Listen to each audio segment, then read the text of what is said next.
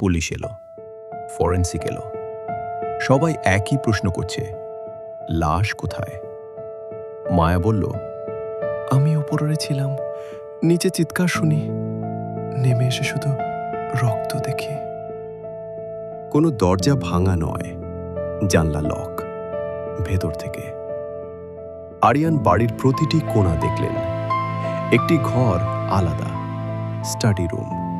সেখানে বইয়ের তাক, টেবিলে কম্পিউটার, স্ক্রিন বন্ধ, কিন্তু কিবোর্ডে রক্তের ছিটা। হালকা, খুব হালকা, যেন কেউ টাইপ করতে চেয়েছিল কিন্তু পারেনি।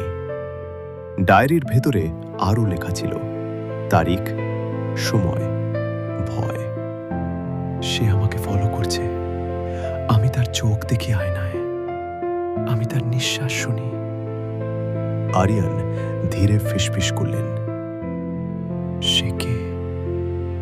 হঠাৎ বিদ্যুৎ চলে গেল, ঘর অন্ধকার, মায়ের চিৎকার।